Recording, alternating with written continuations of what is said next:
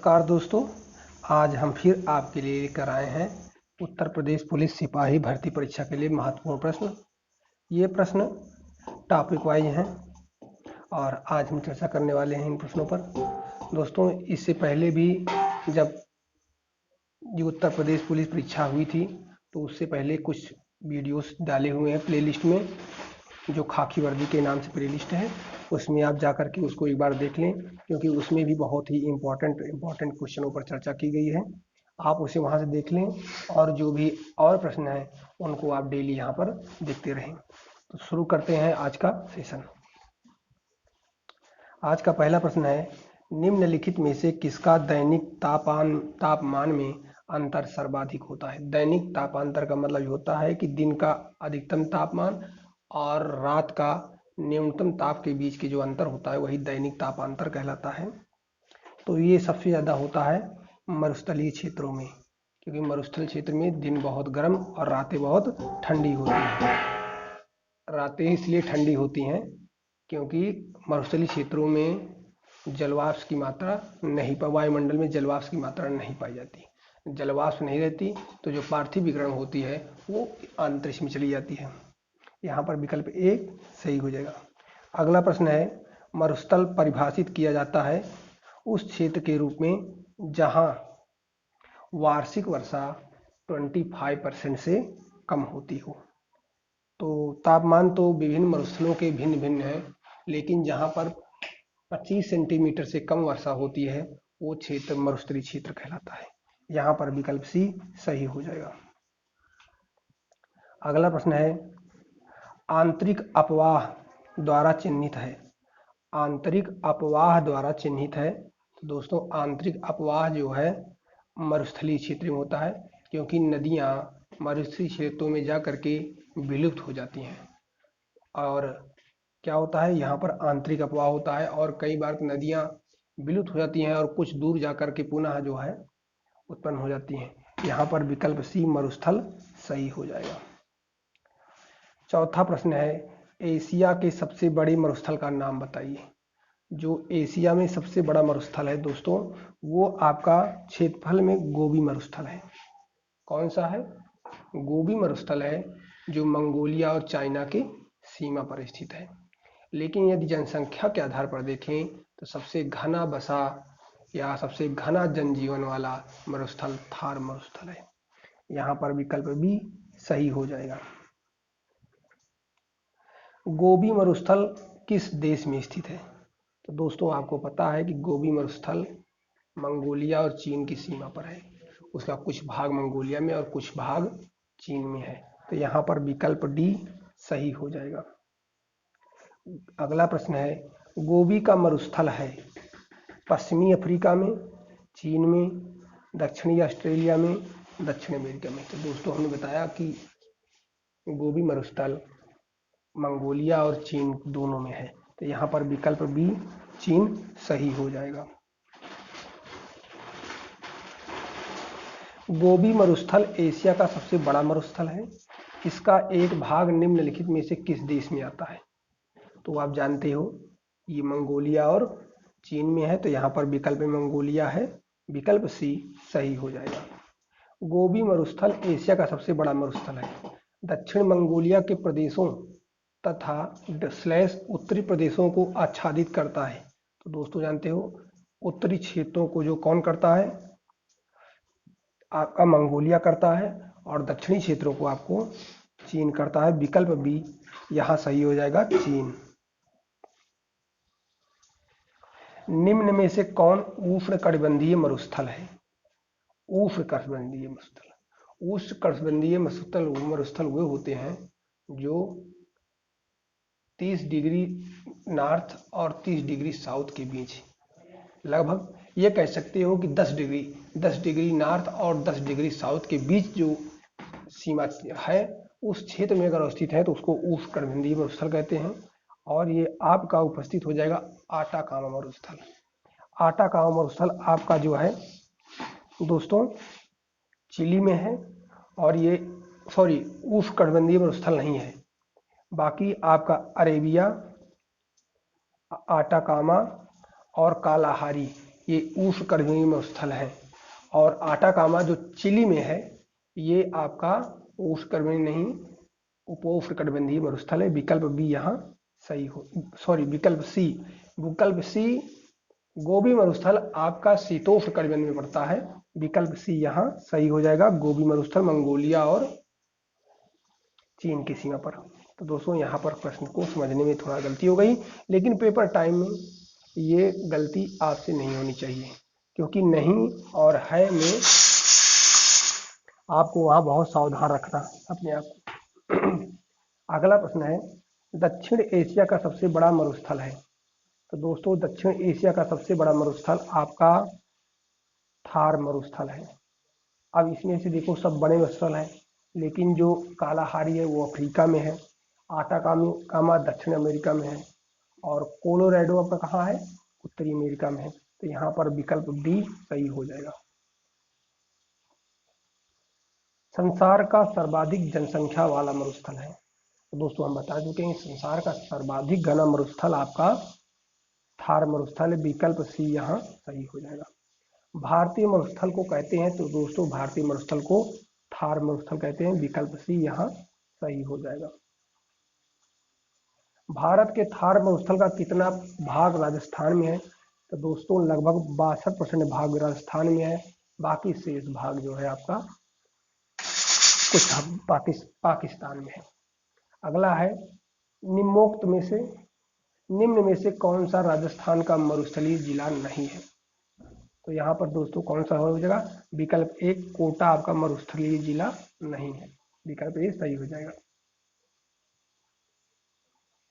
भारत के किस भाग में सर्वाधिक दैनिक तापांतर पाया जाता है? तो ये राजस्थान के मरुस्थलीय क्षेत्रों में दैनिक तापांतर अधिक पाया जाता है। विकल्प डी यहाँ सही हो जाएगा।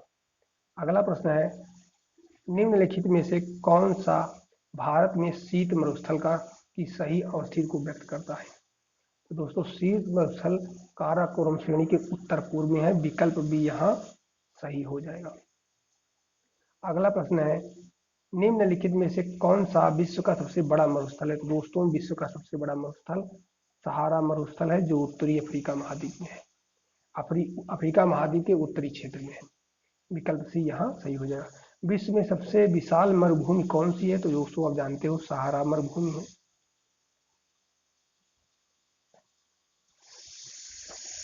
इसमें विश्व का सबसे बड़ा रेगिस्तान कौन सा है? तो दोस्तों आप जान चुके हो कि आपका जो है सहारा रेगिस्तान विश्व का सबसे बड़ा रेगिस्तान है। टकलामाकान मरुस्थल किस देश में है? तो दोस्तों ये आपका पड़ जाएगा चीन में। टकलामाकान मरुस्थल आपका चीन में पड़ता है दोस्तों। विकल्प डी यहाँ सही हो जाएगा। निम्नलिखित में से किस एक में टकलामाकान मरुस्थल स्थित है? तो दोस्तों आप जानते हो ये है तरीम द्रोणी में। तरीम द्रोणी में टकलामाकान मरुस्थल अवस्थित है। निम्नलिखित में से किस मरुस्थल को चांद की घाटी वैली ऑफ मून कहा जाता है? दोस्तों चांद की घाटी आपके आटाकामा मरुस्थल को कहा जाता है। विकल्प सी यहाँ सही हो जाएगा। पृथ्वी का सर्वाधिक शुष्क क्षेत्र है। तो दोस्तों पृथ्वी का सर्वाधिक शुष्क क्षेत्र आपका आटाकामा मरुस्थल है। विकल्पों में से विकल्प ए सही हो जाएगा।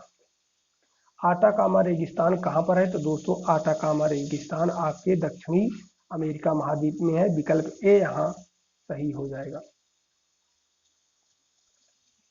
निम्नलिखित में से कौन सा कथन आटाकामा के बारे में सही नहीं है? पहला, वह संसार का सबसे शुष्क मरुस्थल है, ये सही है दोस्तों। वह दक्षिण अमेरिका में एक मरुस्थल है, दोस्तों ये भी दक्षिण अमेरिका में अवस्थित है, सही है। वह दक्षिणी चिली में अवस्थित है, दोस्तों ये भी बात सही है। इसमें नाइट्रेट के प्रचुर भंडार है, सॉरी दोस्तों ये दक्षिणी चिली में नहीं मध्य चिली में है। विकल्प यहाँ पर सी सही हो जाएगा। निम्नलिखित में से कौन सा एक वस्तुतः वर्षा विहीन स्थान है? तो दोस्तों वर्षा विहीन आपका आटाकामा मरुस्थल है, इसीलिए इसको सबसे शुष्क मरुस्थल कहा जाता है। अगला प्रश्न है, निम्नलिखित में से किस देश में कालाहारी मरुस्थल स्थित है? कालाहारी मरुस्थल अफ्रीका महाद्वीप के बोत्सवाना देश में है। विकल्प सी यहाँ सही हो जाएगा। इसी मरुस्थल में बुशमैन नाम की जनजाति पाई जाती है।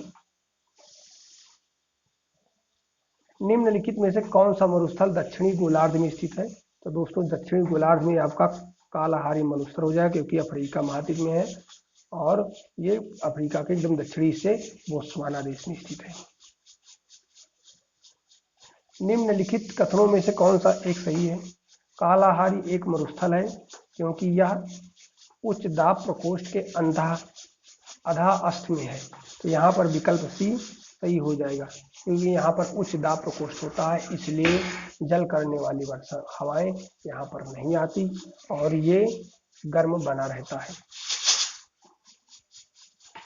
कालाहारी मरुस्थल अवस्थित है, तो दोस्तों आप जानते हो आपका बोत्सवाना में है। तो यहाँ पर विकल्प सी सही हो जाएगा, 1 और 2, बोत्सवाना और नामीबिया दोनों में है। अगला प्रश्न है, निम्नलिखित में से कौन शीतोष्ण कटिबंधीय मरुस्थल है? तो शीतोष्ण कटिबंधीय मरुस्थल आपका पेंटागोनिया मरुस्थल है, जो कि अर्जेंटीना में अवस्थित है। यहाँ विकल्प डी सही हो जाएगा। ग्रेट विक्टोरिया मरुस्थल कहाँ अवस्थित है? तो दोस्तों ऑस्ट्रेलिया महाद्वीप में कई मरुस्थल हैं जो बहुत ही फेमस हैं, जैसे सैंडी, सिम्पसन, ग्रेट विक्टोरिया, पश्चिमी ऑस्ट्रेलिया। तो दोस्तों ये आपका ऑस्ट्रेलिया महाद्वीप में ग्रेट विक्टोरियन मरुस्थल स्थित है। विकल्प भी यहाँ सही हो जाएगा। निम्नलिखित में से कौन सुमेलित नहीं है? तकलामाकन चीन में है दोस्तों। सोनोरन संयुक्त राज्य अमेरिका में सही है। काराकुम तुर्कमेनिस्तान में है। गिब्सन ऑस्ट्रेलिया में, ना कि ब्राजील में। यहाँ पर विकल्प डी सही हो जाएगा। गिब्सन आपका ऑस्ट्रेलिया में है। अगला प्रश्न है, यहाँ भी इसे क्या करना है? सुमेलित करना है। तो एशिया में आपका है, एशिया में आपका पड़ जाएगा कौन सा दोस्तों? गोबी मरुस्थल, A4। अफ्रीका में आपका कालाहारी मरुस्थल, B3। A4 B3 आपका दोस्तों विकल्प सी सही हो जाएगा। उत्तरी अमेरिका में आपका मोजाबे है और दक्षिणी अमेरिका में आटाकामा है, D1 हो जाएगा। यहाँ पर विकल्प सी सही हो जाएगा। इसे भी सुमेलित करना है दोस्तों। कालाहारी आपका अफ्रीका महाद्वीप में पड़ता है, A4 हो जाएगा दोस्तों। यहाँ पर विकल्प बी सही हो जाएगा। आटाकामा आपका दक्षिण अमेरिका में और थार एशिया में। A3 दोस्तों, यहाँ पर A3 होना चाहिए, ये गलत लगा हुआ है।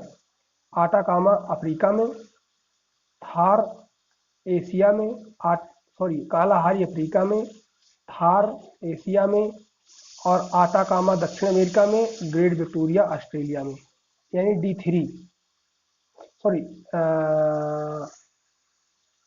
D2 विकल्प डी सही हो जाएगा। यहाँ पर D2 A4 A3 D4, यहाँ पर विकल्प ए सही हो जाएगा दोस्तों। जैसे मिलाया हुआ है सेम सही है, अब इसे मिला लीजिए। महाद्वीप के पश्चिमी उष्णकटिबंधीय क्षेत्रों में विस्तृत मरुस्थल पाए जाते हैं, क्योंकि पूर्वी व्यापारिक पवनें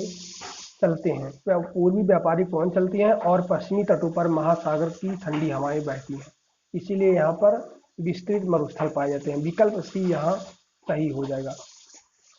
मरुस्थलीय पौधों की जड़ लंबी होती है, क्योंकि जड़ें पानी की तलाश में लंबी होती जाती हैं। विकल्प ए यहाँ सही हो जाएगा। अफ्रीकी और यूरेशियाई मरुस्थल क्षेत्र के निर्माण का मुख्य कारण क्या हो सकता है? तो दोस्तों यहाँ पर मुख्य कारण है, यह उपरोक्त उच्च दाब कोशिकाओं में अवस्थित है या हाई प्रेशर बेल्ट में अवस्थित है, इसीलिए यहाँ पर ये मरुस्थलों का विकास हुआ है। विकल्प बी केवल सही हो जाएगा, बाकी सभी गलत हैं। उष्णकटिबंधीय मरुस्थल को रोका जा सकता है क्या दोस्तों? रक्षक मेखलाएं बनाकर मरुस्थलीय भवन को रोका जा सकता है। विकल्प डी यहाँ सही हो जाएगा। तो दोस्तों आज के सेशन में टोटल 39 प्रश्न शामिल किए गए थे। ये प्रश्न मरुस्थल, दुनिया के विभिन्न मरुस्थलों पर आधारित थे और ये मरुस्थल कई बार एग्जाम में पूछे जाते हैं, क्योंकि स्टैटिक जीके का ये पार्ट है और उत्तर प्रदेश पुलिस में स्टैटिक जीके ही पूछा जाएगा। तो इसे आप अच्छे से कंठस्थ कर लें।